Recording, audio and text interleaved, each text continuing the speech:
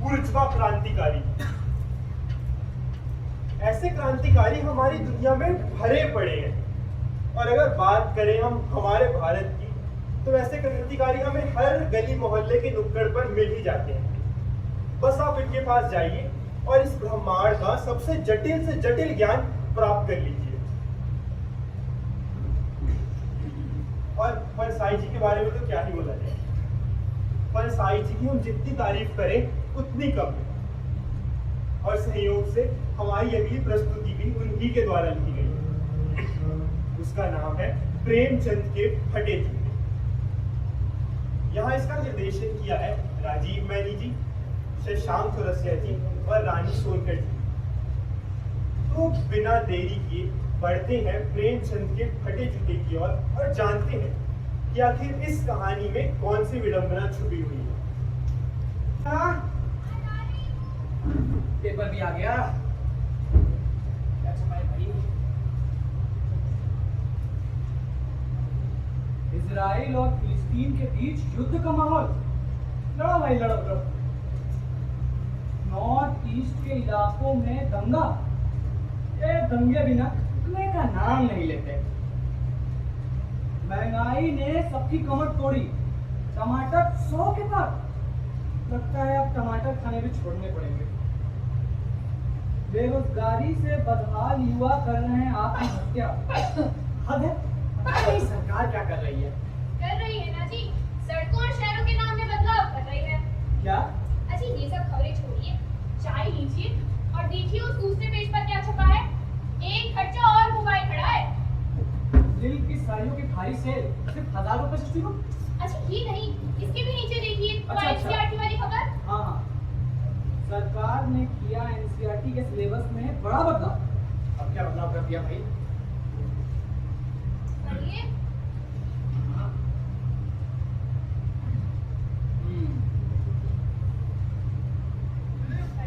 लिखा है कि बोर्ड ने मुगलों को महान बताने वाले चैप्टर को सिलेबस से हटाया और वो पाकिस्तानी शायर की कुछ नज़मों को और शीत युद्ध के इतिहास वाला पार्ट उसको भी हटा दिया गया है। बताओ, अब इससे एक बात समझ आई तुम्हें? क्या? यही कि अब हमें सोनू के लिए नई बुक्स लानी पड़ेगी। अभी तो उसके लिए नई बुक्स लाए थे हम, फिर से नया खर्चा आ गया। क्या करे सरला, जैसी जमीन होगी वैसे ही बीज बोए जाएंगे ना। देखो आगे क्या लिखा है। मैंने तो पढ़ लिया, तुम पढ़ो क्या लिखा है।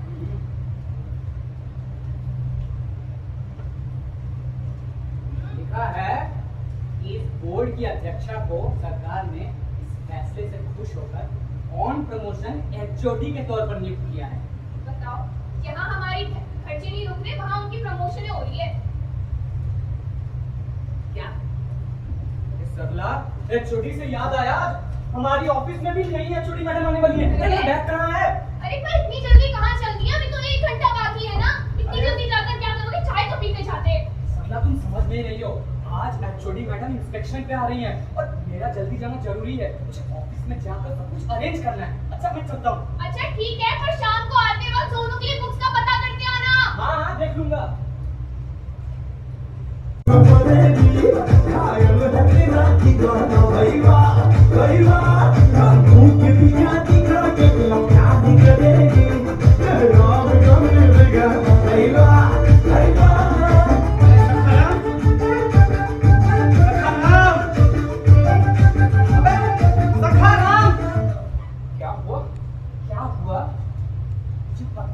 एचओडी मैडम आ रही है इंस्पेक्शन के लिए और मैं नहीं चाहता कुछ भी गड़बड़ हो। साहब घबरा क्यों रहे हो? आती होंगी कोई, मुझे क्या? उसका नाम यही था, यही है और यही रहने वाला है। क्या बड़बड़ा रहा है? हाथ जल्दी चला तू। सुना है मैडम दिल्ली से आ रही है। अरे बड़ी सख्त मिजाज है यार। हाँ बड़ी सख्त मिजाज है। अरे कितने साहब आए और कितने मैडम गए, उनकी तो भीतर से वाकिफ हूँ मैं। कोई नया आएगा और धूल झड़ेगी, कुछ पुरानी कुर्सी होगी और कुछ लोग होगी, ताकि दबदबा कायम रहे और फिर वही पुराना रोना। हराम, ये कुर्सी यहाँ क्यों रखी है? सही से रख इसे। ये कुर्सी सही से रख। तू रहने दे, तू रहने दे, तू बैठ, मैं कर लेता हूँ। हाँ कर लो कर लो। ये कुर्सी भी ऐसी रखी है, इसे भी रख दो। हराम। आखिर कबाड़ यहाँ क्यों रखा है? जल्दी बाहर कर इसे। मैं जल्दी बाहर कर। करता हूँ।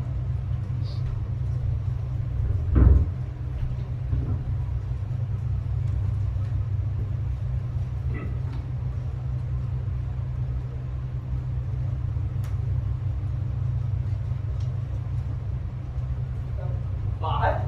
बाहर कहाँ? मेरे सर पर रख दे। आजा सर पर। आराम कहीं भी ले जा, लेकिन यहाँ से हटा। ठीक है।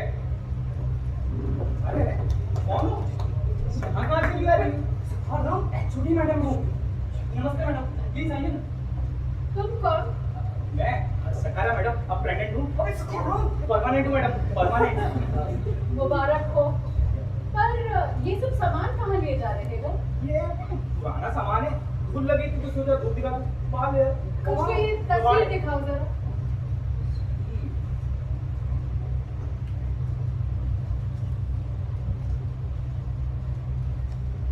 धूल मिट्टी हटा लीजिए। सीधा पकड़िए।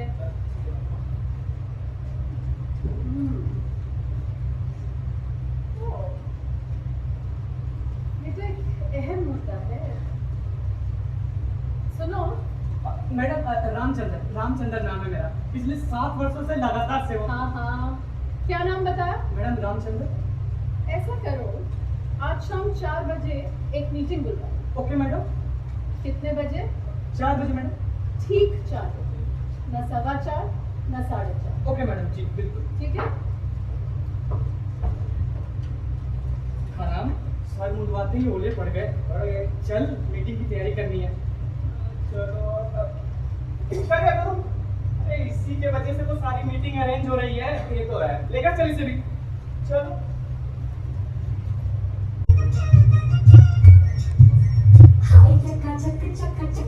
सखाराम जी। सखाराम जी। सखाराम जी। हाँ जी। ठीक हो? मैं बढ़िया। आप कैसे? हम भी बढ़िया ही है, बस लगे पड़े हैं अपना खबरों के पीछे। कभी इधर भागना पड़ता है तो कभी उधर। थक गई होंगी, बैठ जाइए।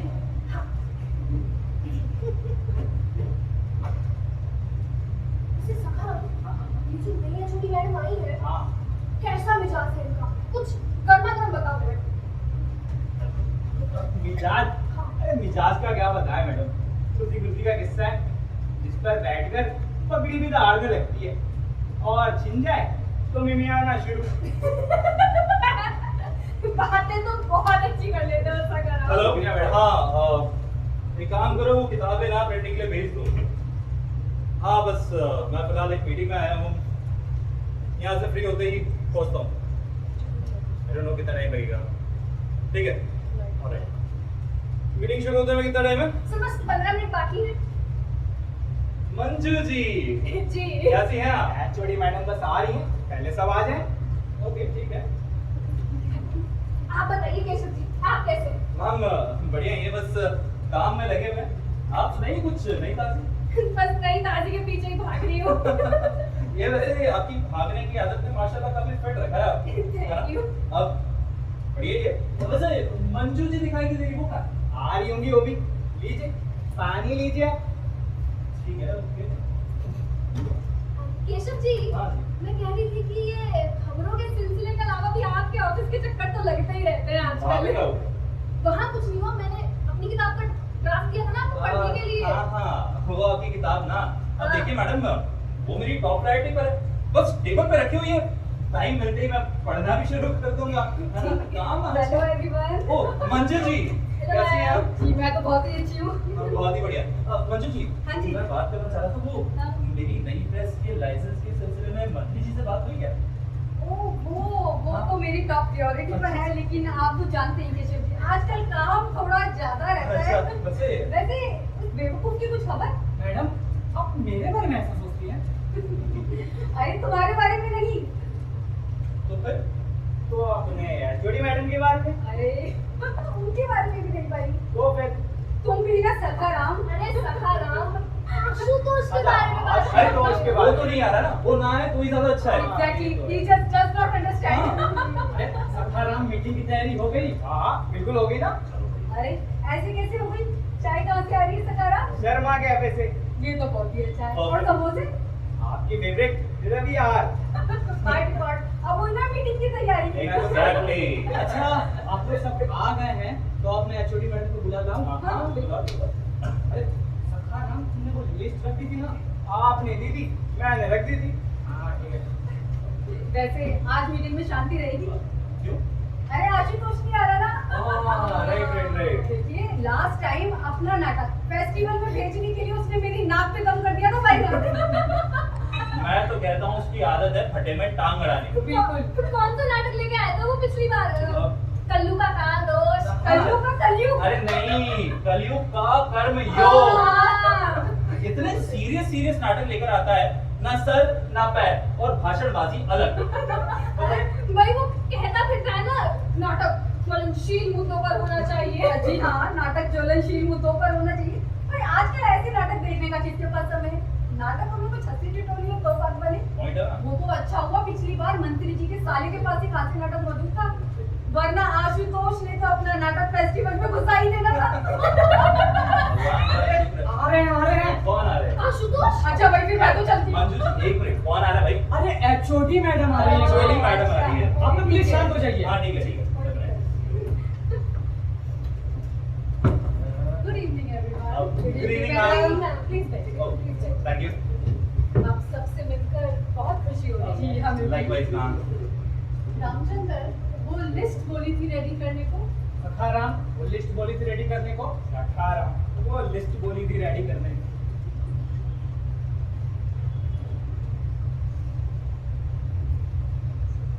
तो आप सबको जान भी लेते हैं। सब। पहला नाम मिस मालिनी। मैं आप मीडिया से हैं? जी नव्यो पत्रिका। ओके।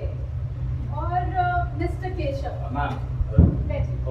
Thank you. आप पब्लिशिंग हाउस जी, केशव राज पब्लिकेशन। अच्छा ओके। मंजू जी कैसी हैं आप? मैं तो बहुत ही अच्छी हूँ हमेशा की तरह। आप तो मिनिस्ट्री ऑफ कल्चर से हैं, आपको तो सब जानते होंगे। मंजू जी को हमारे डिपार्टमेंट में कौन नहीं जानता मैम? बिल्कुल। एक चौथा नाम भी है इसमें, मिस्टर आशुतोष नाटककार। ये नहीं आए क्या? मैम वो ना आए तो ही ज्यादा अच्छा। बिल्कुल सही ऑफिस में बात। तो दिखते नहीं है, मीटिंग में क्या ही दिखते।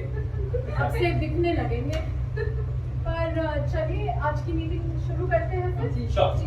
अरे ये कौन सा समय है लाइट के जाने का? रामचंद्र देखो जरा।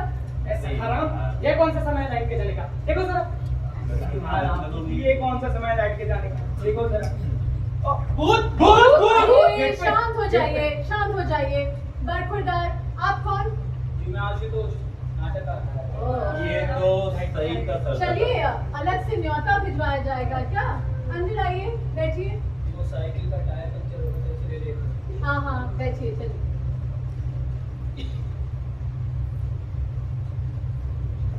तो कीमती समय को और बर्बाद ना करते हुए आज की मीटिंग शुरू करते हैं। Sure. जी देखिए, ये मीटिंग मैंने एक बहुत ही अहम मुद्दे पर बुलवाई है और मुझे इस पे आप सबके व्यूज चाहिए। जरूर ना। रामचंद्र, वो तस्वीर लेकर आओ। सखाराम, वो तस्वीर लेके आओ। सखाराम, वो तस्वीर लेकर आओ।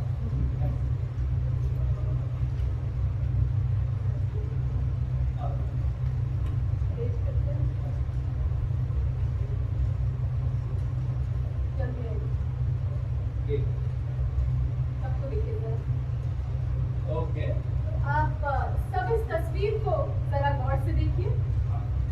आप सब जानते ही होंगे इनको, स्वर्गीय श्री प्रेमचंद जी। प्रेमचंद जी, हाँ। हाँ। जानते था। बिल्कुल।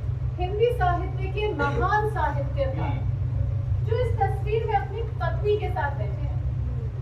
कितनी सुंदर लग रही है ये तस्वीर। Very बहुत beautiful. सुंदर। अब ध्यान से देखें तो सर पर मोटे कपड़े की टोपी और नीचे धोती कुर्ता पहने हैं। खद्दर का सा लगता है। कनपटी चिपकी है और गालों की हड्डियां उभर कर आ रही हैं। लेकिन इनकी घनी घनी मूछें वो हैं जो चेहरे को भरा भरा बतलाती हैं। अब जरा नजर घुमाइए इनके पैरों की तरफ। कैनवस के जूते पहने हैं इन्होंने, जिसके बंद तरतीब से बंधे हैं, जैसे लापरवाही से बांध दिए हो, बस काम सा खत्म किया हो। इनके बाएं पैर का जूता तो ठीक है, पर इनके दाएं पैर के जूते पर आकर मेरी नजर अटक जाती है। देखिए, आप सब देखिए, इनके जूते में एक बड़ा सा छेद है, जिसमें से इनकी उंगली बाहर निकल कर आ रही है। अब मैंने ये तस्वीर सुबह देखी थी, इन्होंने ये दिखाई थी मुझे। मेरा सर तो तब से चक्कर खा रहा है। इतना महान व्यक्तित्व और उसकी फोटो खिंचवाने के लिए पोशाक, तो सोचिए जरा, रोजमर्रा की जिंदगी में ये क्या पहनते होंगे। मैं तो सुबह से परेशान। अब आप सब बताइए, क्या ये ख्याल आपको परेशान करता है? बोलिए, आप बताइए। अरे मैडम, पहले तो क्या ऑब्जर्वेशन स्किल्स हैं आपकी। नहीं देखिए, एक ब्लैक एंड व्हाइट फोटो और उस एक ब्लैक एंड व्हाइट फोटो में से मैम ने जो तथ्य हमारे सामने निकाल के रखे हैं, बहुत कुछ सीखना पड़ेगा आपसे मैडम, बहुत कुछ सीखना पड़ेगा इनसे। सही है। खैर, देखिए, मेरी नजर से देखा जाए तो मुझे नहीं लगता कि प्रेमचंद जी के पास अलग अलग पोशाकें होंगी। इनमें वो पोशाकें बदलने वाला थोड़ी नहीं है। ये तो भाई जैसे है वैसे फोटो में खिंच जाते हैं। मैम देखिए, मैं एक बात कहना चाहूँगा, तो ओके ठीक है। खैर मैं ये बोल रहा था कि आज हिंदी साहित्य समिति की अध्यक्षा के तौर पर आपका पहला दिन, और पहले ही दिन इतना महत्वपूर्ण सवाल, प्रेमचंद के जूते क्यों फटे हुए। मैम मैं सच बताता हूँ, आपके सानिध्य में मैं हिंदी साहित्य समिति के उज्जवल भविष्य को देख सकता हूँ, बहुत उज्जवल। खैर जूतों के बारे में बात करें तो एक बार इनका चेहरा देखिए, इनके चेहरे को देखकर ये हुआ है, और इनसे जूते मांगते नहीं बने, बताइए भला। और अब देखिए, जूतों की बात हो रही है तो टोपी पीछे नहीं रह सकती। अब इस जमाने में टोपी 8 आने में मिल जाती होगी, और जूते उस जमाने में भी 5 रुपए से कम में क्या ही मिलते हो, और आजकल तो जूते और महंगे हो गए। और इतिहास गवाह है इस बात का कि एक जूते पर 2500 टोपियां यूं ही निछावर हो जाती है। मुझे तो ये लगता है कि ये हमारे महान साहित्यकार इस टोपी और जूते के अनुपातिक मूल्य के मारे हुए थे। देखिए, आप सब ये बात मानेंगे नहीं, पर ये विडंबना इतनी तीव्रता से मुझे आज तक नहीं चुभी जितनी आज चुभ रही है। इनका फटा जूता देखकर ये महान कथाकार, उपन्यास सम्राट, युग प्रवर्तक, जाने क्या क्या कहलाते हैं, पर फोटो में इनका जूता फटा हुआ है। ऐसे कैसे हो सकता है? देखिए मैडम, मेरा जूता भी ज्यादा कुछ अच्छा नहीं है। ये ऊपर से अच्छा दिखता है, मानता हूँ, अंगूठी बाहर नहीं निकलती, लेकिन अंगूठे के नीचे तला एकदम फट गया है। अंगूठा जमीन से रगड़ खाता है और रगड़ खा खा कर लहूलुहान हो जाता है। अंगूठे के नीचे तला एकदम घिस जाएगा, पंजा एकदम छिल जाएगा, लेकिन अंगुली बाहर नहीं निकलती। लेकिन इस तस्वीर में इनके पाँव की अंगुली जरूर दिखती है, मैं मानता हूँ, लेकिन अंगूठे के नीचे तला एकदम सुरक्षित है। और मेरे पाँव की उंगली बेशक ढकी है, लेकिन अंगूठे के नीचे तला घिस रहा है। देखिए, साफ सीधी बात ये है कि प्रेमचंद जी नहीं जानते पर्दा क्या होता है। हम सब लोग यहाँ पर्दे के पीछे कुर्बान हैं, और ये है कि फटा जूता इतनी ठाट से पहने। भाई मैं तो ऐसा फटा जूता बिल्कुल भी नहीं पहन सकती। और फोटो तो जिंदगी भर ऐसी ना खिंचवाऊं, भले ही कोई जीवनी बिना फोटो के ही छाप दे। अरे रामचंद्र, ये चाय कहाँ रह गई भाई, अभी तक नहीं आई? सखाराम, चाय कहाँ रह गई भाई, अभी तक नहीं आए? सखाराम, चाय कहाँ रह गई, अभी तक नहीं आई? मैं चाहता हूँ आप सभी वापस इस तस्वीर की तरफ देखिए। इनकी ये व्यंग मुस्कान, क्या ये हमारे हौसले पस्त नहीं कर देती है? कौन सी मुस्कान है ये, आप बताइए, कौन सी मुस्कान है ये? क्या होली का गोदान हो गया? या पूस की रात में नीलकांठ का खेत चल गई? बताइए ना। सुजान भगत का लड़का मर गया क्योंकि डॉक्टर क्लब छोड़कर नहीं आ सकते थे। आप बताइए ना। नहीं पता क्या?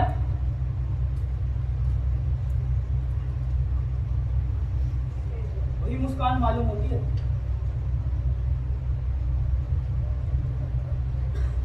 चाय? अरे परफेक्ट। मंजू जी चाय लीजिए। अरे रामचंद्र, अब ये समोसे कहाँ रह गए भाई? सखा राम, अब ये समोसे कहाँ रह गए भाई? छोड़ी मैम, अब ये समोसे कहाँ रह गए भाई? सखाराम, समोसे का इंतजाम बाहर कर दिया गया है। चलिए कोई बात नहीं, फिलहाल चाय से काम चला लेते हैं। तो अहम मुद्दे पर वापस आते हैं। श्योर। जी, क्योंकि मुझे मेरे सवाल का जवाब अभी तक नहीं मिला। इनका जूता फट कैसे गया? क्या बहुत चक्कर लगाते रह गए होंगे, या फिर बनिए के तकादे से बचने के लिए मील दो मील घूम कर घर पहुंचते होंगे? क्या करते होंगे? नहीं मैम देखिए, सॉरी, मैं सिर्फ इतना कह रहा था कि इनका जूता फटा है, घिसा नहीं। और जूता ज्यादा घिस जाता है ये चलने से, फटता नहीं है। अब मिसाल के तौर पर आप कुंभन दास का एक केस ले लीजिए, उसे भी फतेहपुर सिकरी आने जाने में बड़ी दिक्कत हुई थी, बड़ा अफसोस हुआ था क्योंकि उसका जूता फट गया था। और उसने कहा था कि आवत जात पनहिया घिस गई, बिसरी गयो हरि नाम। और ऐसे बुला कर देने वालों के कहा था कि जिनके देखे दुख उपजत है, तिनको कर वो परे सलाम। केशव जी, बात तो आप ठीक कर रहे हैं। Thank you ma'am. चलने से जूता घिसता है, फटता नहीं है। पर इनका जूता कैसे फट गया? देखिए, इनका जूता तब फट गया जब ये किसी सख्त चीज को ठोकर मारते हैं। कोई चीज जो परत पर परत सदियों से जम गई, उस पर इन्होंने कई बार अपना जूता ठोकर मार मार कर फाड़ दिया। कोई टीला जो रास्ते में खड़ा हो गया था, उस पर इन्होंने कई बार अपना जूता आजमाया होगा। भाई मैं कहती हूँ, ये उसे बचाकर उसके बगल से भी तो जा सकते थे, है कि? टीलों से समझौता भी हो जाता है। सारी नदियां पहाड़ थोड़ी फोड़ती है, कुछ अपनी दिशा बदलकर घूमकर भी निकल जाती है। क्या बात करते हो आशुतोष आप? जी नहीं, ये समझौता कर ही नहीं सके। मुझे लगता है इनकी भी वही कमजोरी थी जो होरी को ले डूबी, वही नेम धर्म वाली कमजोरी। नेम धर्म उसकी भी जंजीर थी। आशुतोष जी देखिए, मैं ये कह रहा हूँ कि इनका चेहरा देखकर ये नहीं लगता कि नेम धर्म इनका बंधन था, बल्कि ये लगता है कि वो तो इनकी मुक्ति थी। जी नहीं जनाब, इस तस्वीर में इनकी ये व्यंग मुस्कान देखिए। क्या देखकर नहीं लगता कि जिसे ये घृणित समझते होंगे, उनकी तरफ हाथ की उंगली नहीं बल्कि पांव की उंगली से इशारा करते होंगे? या ये उसकी तरफ इशारा कर रहे हैं जिस टीले को इन्होंने ठोकर मार मार कर अपना जूता फाड़ लिया? बैठ जाइए।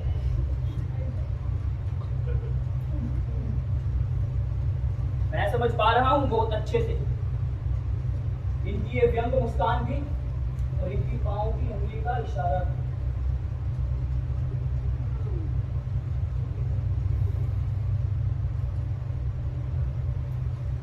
ये मुझ पर या हम सब पर हंस रहे हैं, उन पर भी जो उंगली छिपाए और तलवार घिसाए चल रहे हैं, और उन पर भी जो टीले को बरकाकर बाजू से निकल रहे हैं।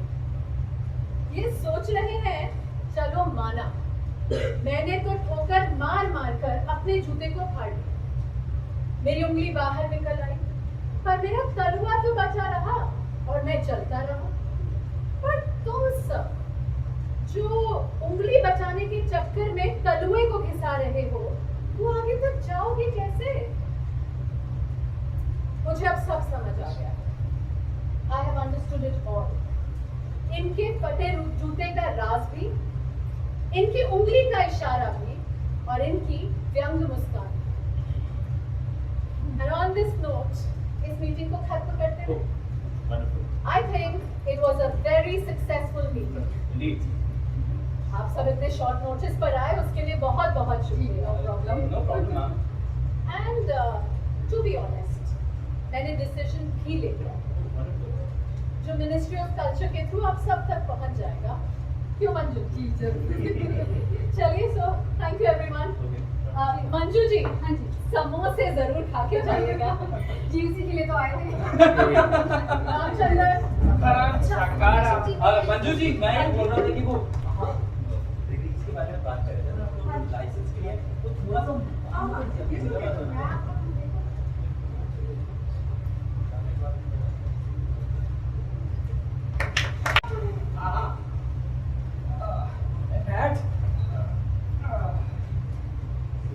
जल्दी काट फोटो।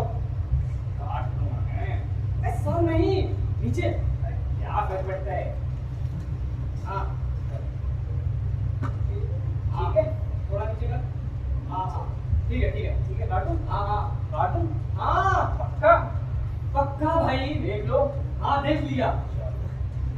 हाँ आने दे, आने दे। हाँ सीधा सीधा, हाँ हाँ हाँ सीधा सीधा ले। हाँ आने दे। गाड़ी पार्क कर दे। आने दे, तू चुपचाप काट। आने दे। हाँ हाँ हाँ हाँ ठीक है। ओके, अब यहाँ ऑटो को यहाँ टाक।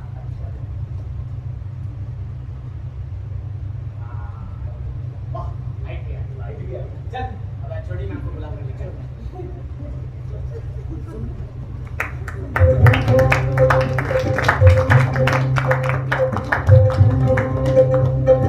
देश मेरा अंग्रेज ये बाबू,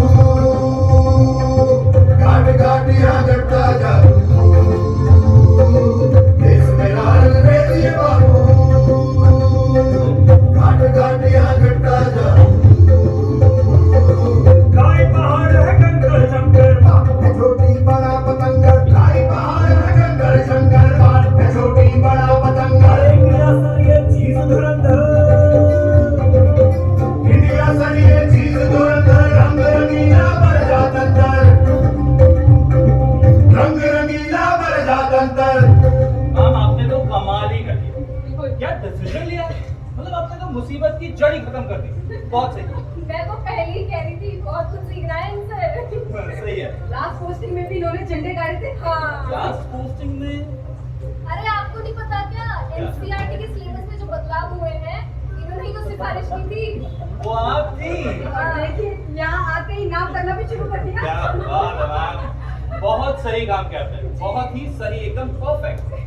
सही कह रहे हैं आप सभी, बिल्कुल कमाल कर दिया इन्होंने तो।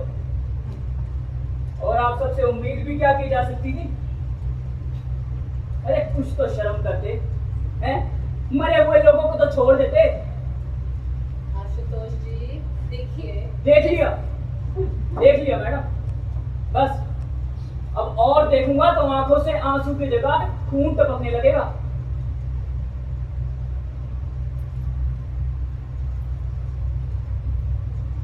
ये रहा मेरा रेजिग्नेशन। आपको आपकी समिति मुबारक हो। चलता हूँ मैडम, नमस्ते। अजीब आदमी है, रेजिग्नेशन लेटर साथ लेके घूमता है क्या? मुंह पे जोड़ छोड़िए लेना। इसको। काला है, वो आना भी चाहता है यहाँ पे, उसे अपॉइंट करवा दूंगी। दिक्कत ही तो मैम वैसे भी समिति में ना थोड़े शिष्टाचार रखने वाले लोगों की ज्यादा बिल्कुल सही जरूरत है। कहा। चलिए अभी चलते हैं। सही है, नीचे लग गया।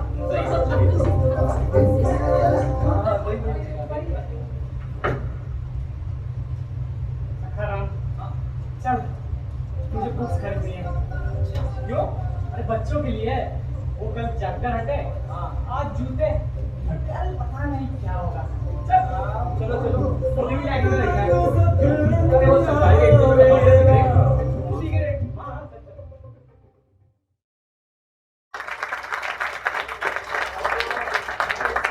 नाटक की टीम को बुलाना चाहूंगा। प्रेमचंद के फटे जूते। आगे आ जाओ।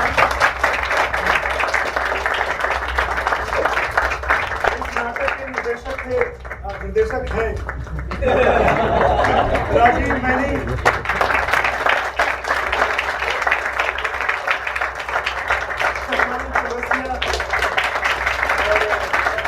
रानी सोनकर हमारे बीच नहीं है अभी अभी नहीं।